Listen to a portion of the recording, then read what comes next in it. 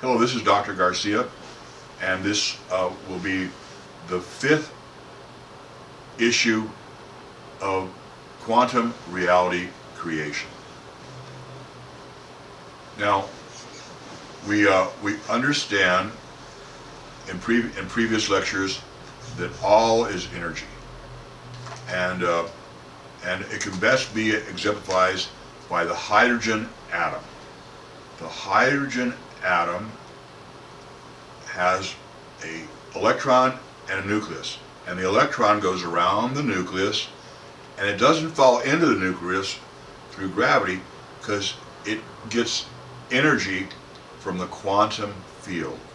Remember, the quantum field has been proven to exist since 1986.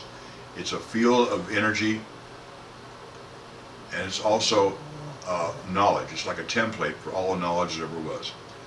And all the major powers are trying to access the quantum field to get the energy and use it for space explorations. You don't have to take your gasoline.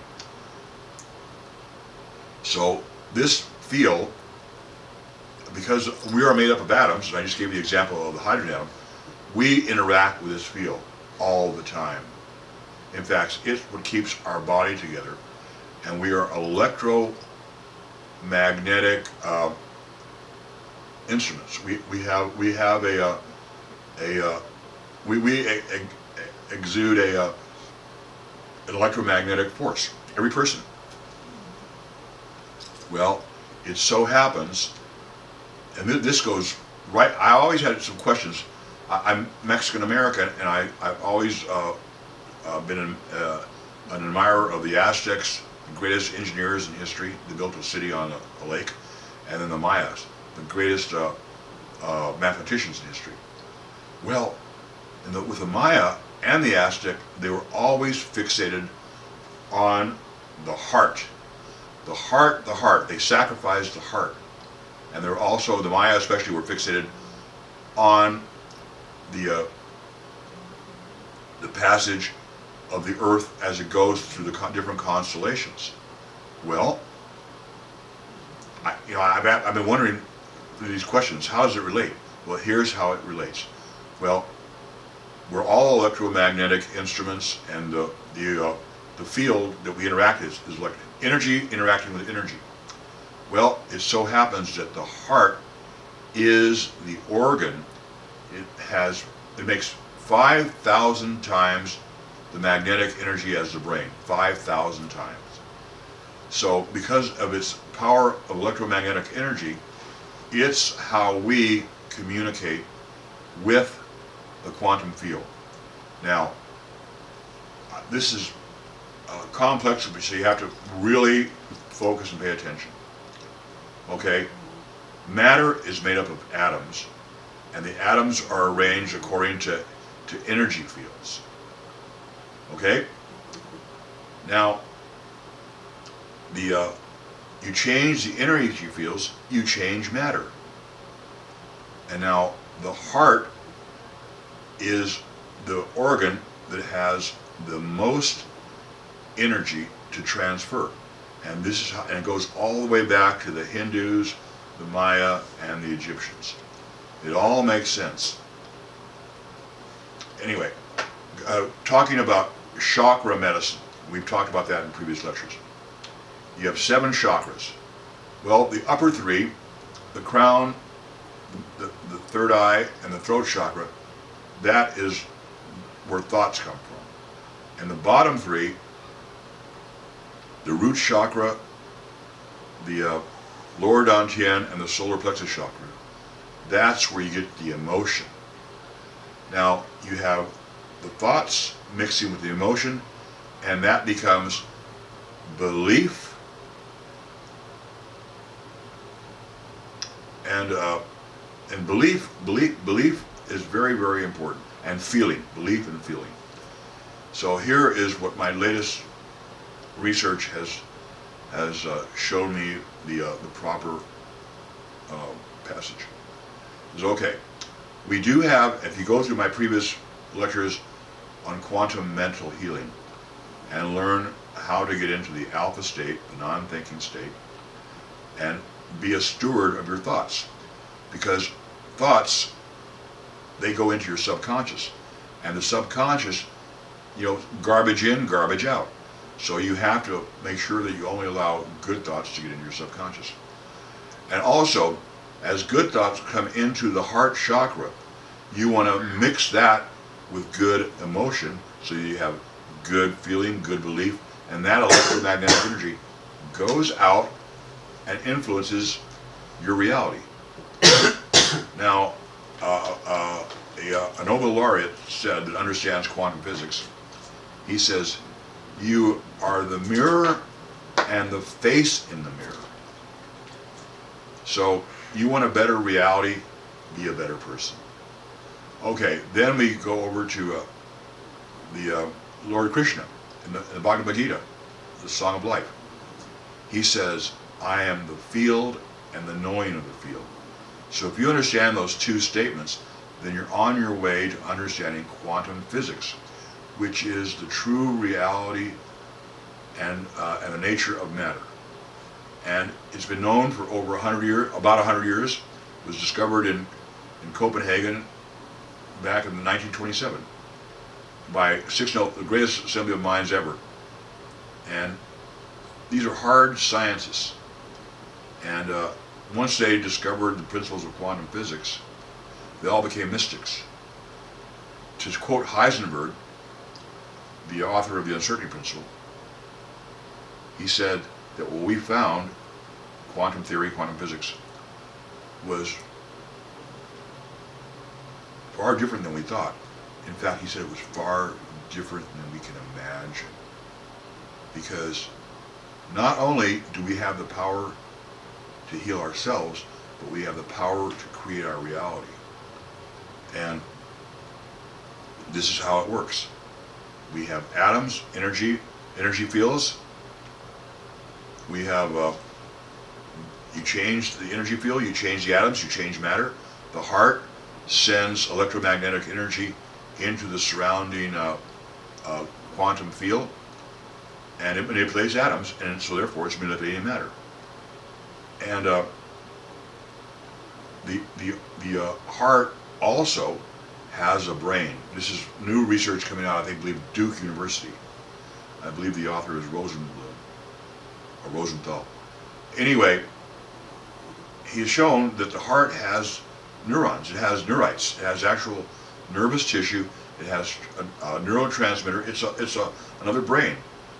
And the importance of this is that the brain and the heart should be in coherence. You have good thoughts, and you have good emotions, you have good electromagnetic energy going out into the universe, and so you have you create a positive reality. So now, how do we maintain good energy in the heart chakra? Well, the good energies are the good emotions: love, peace, joy. And sometimes it's, you can't always do that, love, peace, and joy. But there are three that you have control over. Gratitude. Attitude of gratitude. And we have a lot to be grateful for, no matter who you are. Number two is compassion. Look around. A lot of suffering people. So I always just say a little silent prayer for them. Compassion. Gratitude and compassion. And also, beauty. Buddha said, seek beauty in the simple things. And then he said, beauty is a choice. So here we have three ways that we can keep our heart full of positive emotion, so that the occasional positive thought that comes down is shot off into the universe to create a positive reality. And that's how we do quantum reality creation. Now, you have to review some of my previous videos on, first of all, with diet. So diet's important. Detoxify your body, and then through quantum emotional and mental healing, you detoxify your mind. See, the mind is the key. The mind is the key. The brain is a me computer, runs the body. The mind runs the brain. The mind, I do believe, resides in the heart and is the master control. And that makes sense now with the Mayas. That's why they were sacrificing the heart, because they knew that was the most important part. It's the one that communicates with the universe. Unbelievable. And so so it's quantum healing, quantum mental, and then quantum reality creation. And so it's really an adventure. And what I am doing is just staying abreast of all the new information in all pertinent fields of neuroscience, physics, medicine, all of it. Why? Because I'm interested. And it's just, I'm a synthesizer. I take the work of other people, I digest it, synthesize it into something that is understandable, and I immediately use what I think is appropriate with my patients. And I am treating patients now, and I am using techniques like meditation, diet, exercise, other quantum healing techniques, and it's science. It works. It's science-based. It's results-driven medicine. It's free and no side effects. So now we're going to talk about the importance of coherence. Okay, the cleaner your body is, the cleaner your mind is, the more you practice quantum reality creation, developing the good emotions, allowing positive thoughts to come into the heart chakra. It's a process, and the more you practice, the better you get at it. And then you start to see your life change, sometimes very quickly, and then it depends on your level of toxicity. But anyway, I do believe this is the most scientific path to health and healing, and also to health, peace, and joy. Those are the three things I think that are most important. Health, peace, and joys. And reclaiming our power. We have the power to heal ourselves, and we also have the power to create our own reality. In fact, now, going back to what the Greeks and the Egyptians said, on the Greek temple of Adelphi to the god Apollo, it says, first, know thyself. On the temple in Luxor, it says, know thyself. And then it says, to know thyself is to know the gods. Wow. For a long time I knew about the Greek, and then just recently I found out about the Egyptian. To know thyself is to know the gods. Well, quantum physics, if you truly understand it and relate to its rules for self-improvement, physical, emotional, and mental, then it is possible to create our own reality. And that's as godlike as you can be. So the key is to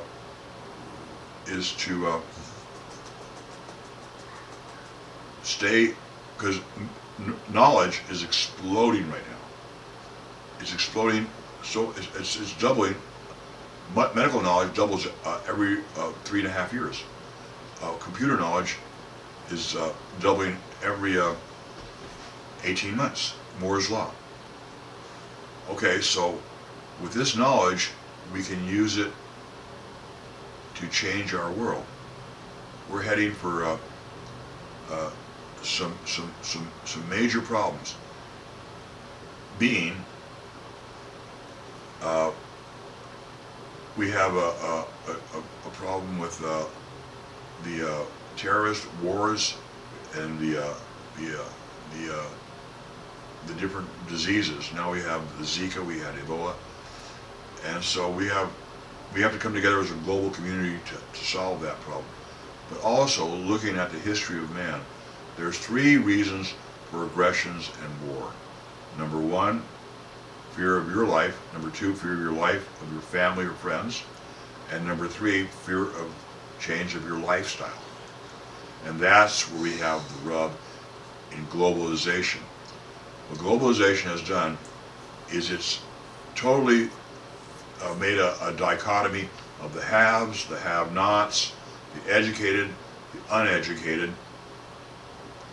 and as we have this divergence, then that causes unhappiness, and that leads to aggression to protect our turf and whatever else. And so, in reality, we've been led the wrong way. We were told by Darwin, survival of the fittest. Well, it just so happens that's exactly wrong. And also his idea about evolution, it now is pretty clear that his random mutation idea is not the way it was, because to come up with something as complex as DNA in an eye, it would be this happen chance of a tornado blowing through a junkyard and assembling a 747. We were made by intelligent design. Okay, I got into politics, and now I got to get into the God concept. But if you go to my website, Dr. Garcia Quantum Healing, Dr. Garcia Quantum Healing, you will see the equation, and the equation proves the existence of a higher power. Now, I wasn't the first one to do that. The first person, and he didn't even know it, and I don't think he knows it yet, is Gabor. He got Nobel Prize for proving holographic theory. And in holographic theory, I don't want to get into the physics of it, but you need a second light. What's the second light? It zeroes in on the object. It's got to be coming from somewhere, and it's obvious who it is. So I believe that was the first proof of God, and in my equation is the second one. But we're talking about coherence. Coherence is when everything is lined up and in sequence. That's one of the reasons I taught in previous lectures how to get into the alpha state of consciousness. The alpha state of consciousness is 7 to 8 hertz, and that's coherence with the zone that the athletes know, with children under 5 years old, and also the Schumann wave that surrounds the earth, the same frequency on the sun, a blade of grass, and your heart. Isn't that amazing? So it's all the same frequency. So when you're in the alpha state, and my previous lectures show you how to get there, basically becoming aware of your awareness. In the alpha state, that is the best place to be mentally for healing, and for also it's the most restful state there is. But also you're in coherence with the vibrations of the universe. Once again, my hero Nikola Tesla says, to know the universe you must know energy, frequency, and vibration. Well, that's it. When you're in the alpha state, you're in vibrational coherence with the universe, and then when you follow all the other aspects of quantum reality creation, again, you're in this state of oneness, so that you can directly, energy is being directed by energy, and it's all quantum physics, and the possibilities are endless. Quantum physics tells us that the past, present, and future are all happening at the same time. It tells us that at every second, a split second of every moment, we are participating in our own reality creation. Proven in 1998 that human thought affects subatomic particles. Proven. Subatomic particles. That's the beginning of matter. So our thoughts affect, so we have to do good thoughts. Unfortunately, this is man's dilemma. He thinks about himself, talks to himself about himself